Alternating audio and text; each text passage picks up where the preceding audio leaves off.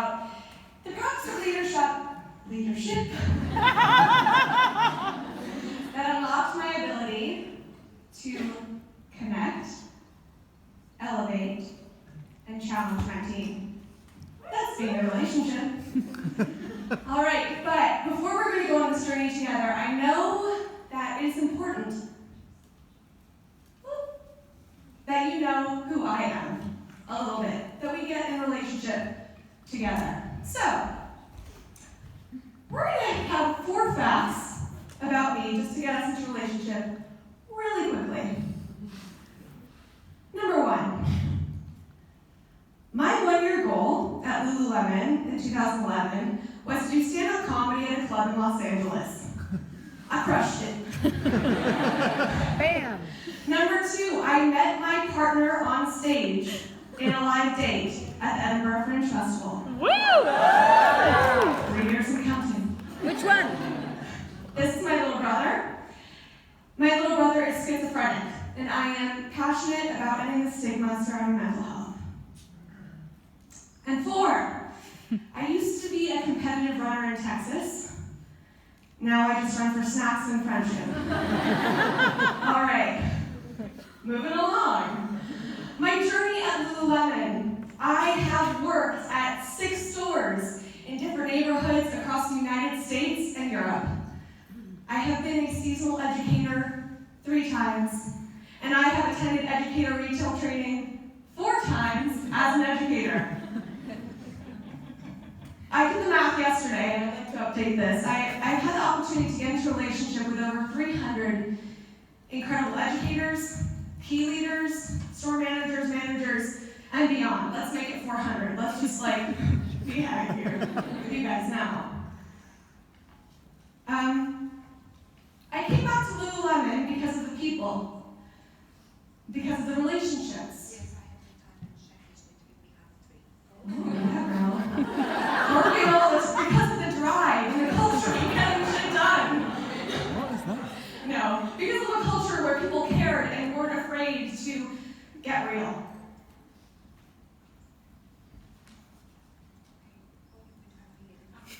Carol's talking to you. I can hear you. All right, so when I was an educator, my peers were up to incredible things. They were performing on Broadway and the West End.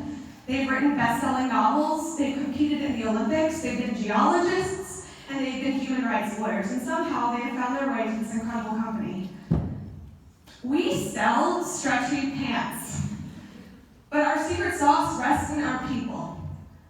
It rests in our ability to get to know each other and lift others, and our ability to connect with, inspire, elevate, and retain incredible teams is a direct result of being in a relationship. It's a result of knowing our people, of knowing their dreams, their goals, and their nitty-gritty story. At Lululemon, we define being in a relationship as the practice of connecting and growing together. We divide it into 2 parts. Coaching. I ask questions that help others gain new perspectives and get into action. And connection. I care about people, and I take the time to understand them. But first, a quote. Abraham Lincoln said, "I don't like that man. I must get to know him better." To me, this quote means so many things, but I take it as an example of the conscious and the subconscious judgments that we can have about people when we don't really know them. To me, being in a relationship means that I get to push, challenge, and empower my team. I am encouraged to tell it like it is and give clear feedback in the moment. And my team feels comfortable enough to give me feedback that lets me grow. As leadership teams, we have the ability to set the tone of what it means to be in relationship. We get to build a relationship of respect and trust with our teams that is constantly growing and evolving.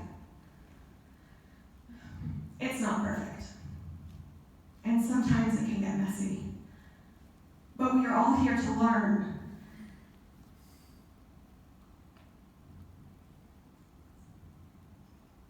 And we strive to know our team's strengths, their challenges, and what they want from life. I mean, we need to know what lights them up and shuts them down. We need to know that makes them feel voiceless, limited, or unable to grow. Knowing this, we are able to hone in on our team's strengths through projects that they're passionate about and enable them to grow in areas where we know they need support.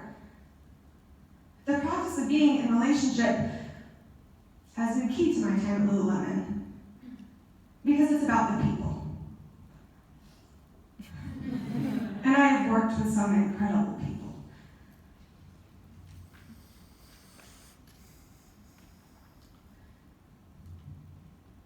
I already said that. Being in a relationship can change a person's life. No, really. Do you remember my brother? In 2012, I returned home to the Woodlands, Texas, because my brother got sick. He had been recruited to run cross country and track for Rice University, which is a Division I school. And in his first year, he started hearing voices. It was there, living at home with my parents, and my brother and his illness, that I returned to be a seasonal educator once more. And while I was a seasonal educator, there was a key leader who took the time to get into a relationship with me. She was vulnerable with me. And it is this vulnerability that allowed me to feel seen, to feel heard, to feel valued and valid. I could tell you about her, but through this process, I realized that the person that I want to tell is her. So I wrote her a letter, and I'm going to read it to you now.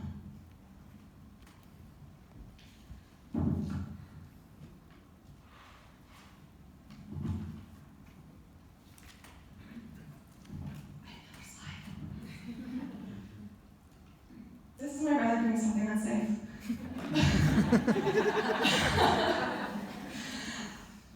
Dear Ruth, thank you for being there for me. For making me feel less alone when my world was crashing down and nobody knew what was going on with my little brother Charles. You'll never know the impact of the care and support and time that you took to tell me about your mother and her struggles with bipolar disorder. You didn't make me feel ashamed to tell you that I was scared. That we were all scared. You embraced the roller coaster of his actions, shouldered my young heart, and recognized from your own experience the palpable fear that I would lose him. I had lost him. When I felt the drift, you made me feel like work was a safe place to come to. It was a place where I had you. You cared about me even though I was just a seasonal educator who had come home because her brother got sick. You encouraged me to invite him to Sunday morning yoga. I mean, he was meditating for 8 hours alone in his room anyway. It was worth a try. Do you remember when I excitedly gave him a Lululemon running outfit for his birthday? And he joyously put it on, and then he ran out the back door barefoot and did not come back? I was trying to get him to remember how good it felt to run, how talented he was at it. My parents called the cops because they were terrified that he'd gone on another 10-mile winter walkabout. Oh, he came back 2 hours later, buzzing, laughing, and covered in head to toe in fire ant bites because he had been climbing trees in the dark.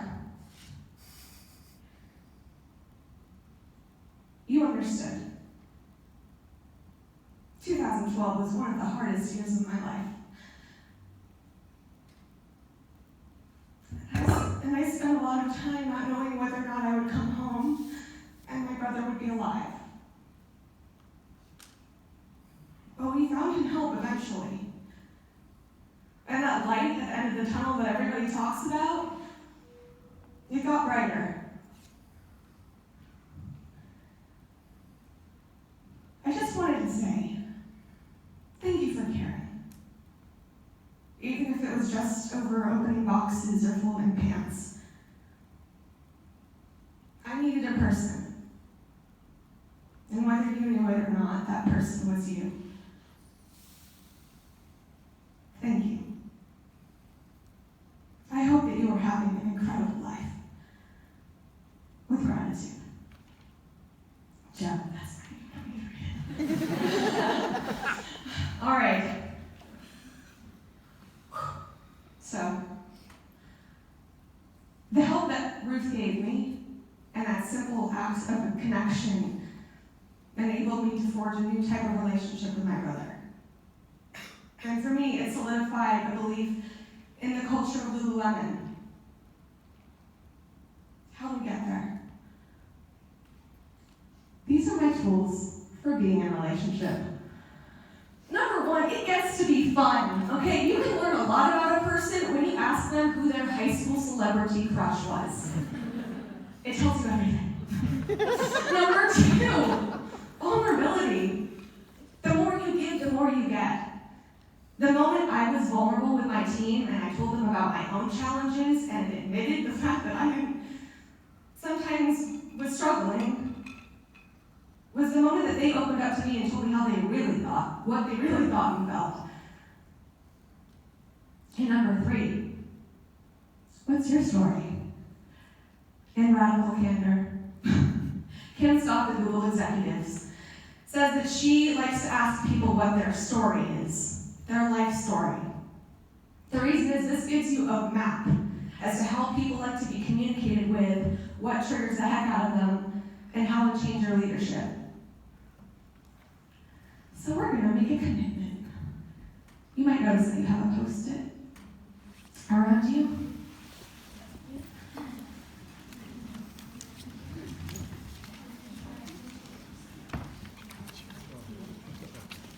Think of a person on your team right now that you could know better. Maybe communicating with them is hard. Perhaps it feels like you aren't always on the same page, or even the same book. Maybe there's a push-pull sensation when trying to get things done.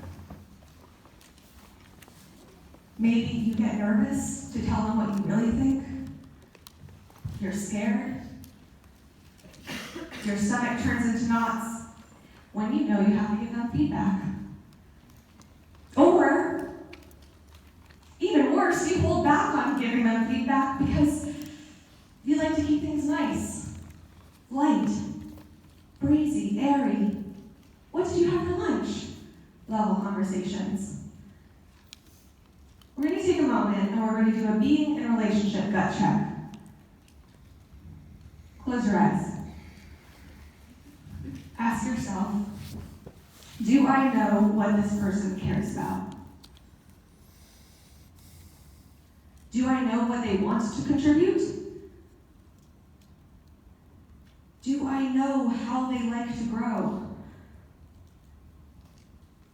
Do I know what environment allows them to thrive? And do I know what triggers them? Sit in these questions for a moment, and then take a moment and write down the name of this person on your Post-it.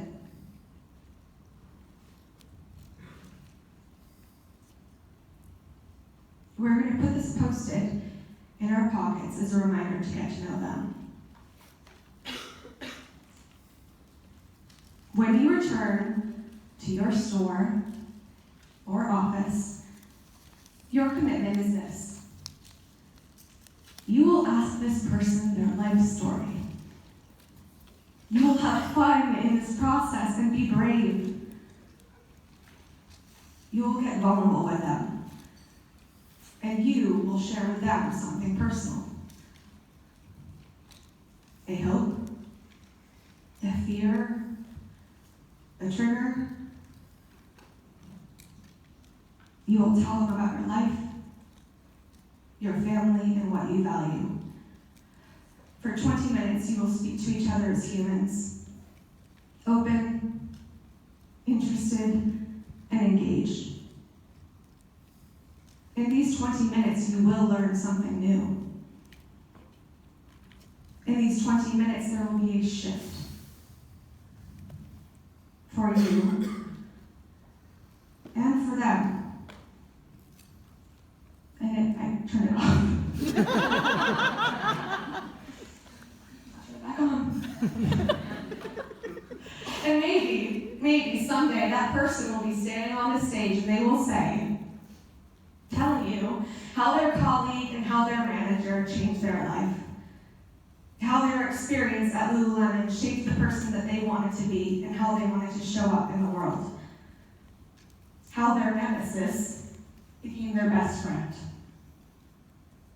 Maybe that person will stand on the stage and say, being in a relationship with my teens at Lululemon allowed me to grow, to change, and to evolve.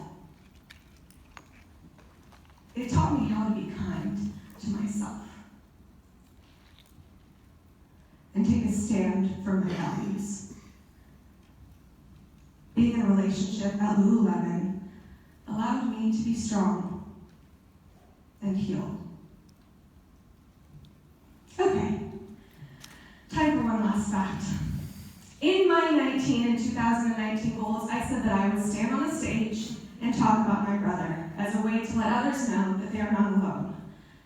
I did not foresee that this would happen through my job at Lululemon, and I was scared to talk about something so personally in a place of work. But I knew that if I wasn't willing to go there for you, then I wouldn't be setting an example that I could stand behind when asking you to get vulnerable with your teens. As a 5-time educator, I want you to know that they are dying to know you. So get out there. Be brave. And get a little vulnerable. Thank you for the opportunity to crush a goal and for allowing me to get into a relationship with you.